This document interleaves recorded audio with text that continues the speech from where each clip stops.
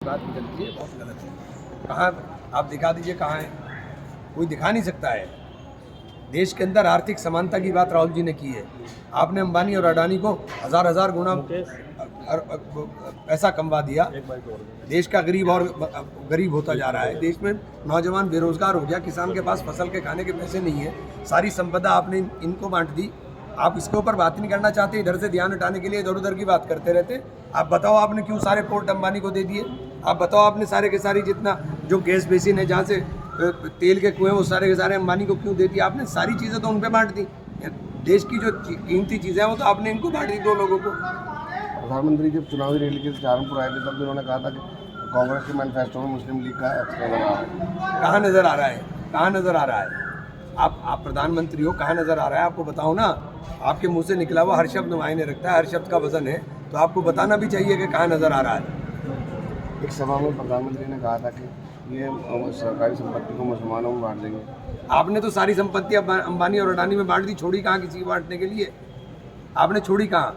किसी का देश में आर्थिक समानता की बात करी, हिंदू और मुसलमान की बात छोड़ दीजिए आप। ये तो हिंदू और मुसलमान के अलावा इन पर बात ही नहीं होती।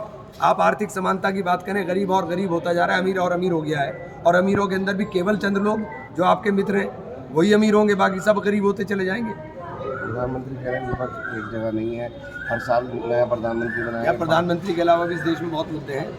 क्या प्रधानमंत्री के अलावा मुद्दे नहीं? कि हम हर बात प्रधानमंत्री की बात है? प्रधानमंत्री जी को तो बोलने की आदत है, वो तो बोलते रहते हैं। उनके जुमले हर चुनाव में वो नए नए जुमले उछालते हैं। ये भी जुमले उछाल रहे, उछालने जुमले। तो आपके नज़र में क्या मुद्दे हैं देश के? देश का मुद्दा है देश का नौजवान जो बेरोजगार है। 83% डिग्री और पोस्ट ग्रेजुएट जो है वो बेरोजगार डिग्री लेकर के बैठा हुआ, उसके ऊपर बात करें। देश का किसान जिसकी हाल आपने ख़राब कर दिया। 22 के अंदर आय दुगने का वादा करा था, लेकिन आपने आय दुगना तो छोड़ दीजिए, उसकी लागत मूल्य नहीं निकल रहा। नारी जो अपना किचन चलाने के लिए उसके ऊपर भारी हो गया, नारी का किचन उसके ऊपर भारी हो गया इसलिए क्योंकि 400 का सिलेंडर 1100 रुपये में, सब्जी के दाम 3 गुना, दाल के दाम 3 गुना। तो जो रसोई का सामान है उसके दाम 3 गुना आपने कर दिए। आप उसके ऊपर बात नहीं करोगे। आप व्यापारी पे बात नहीं करोगे। जीएसटी के नोटिस दे करके, आई इनकम टैक्स के नोटिस दे करके आपने छोटे व्यापारी को तबाह और बर्बाद कर दिया।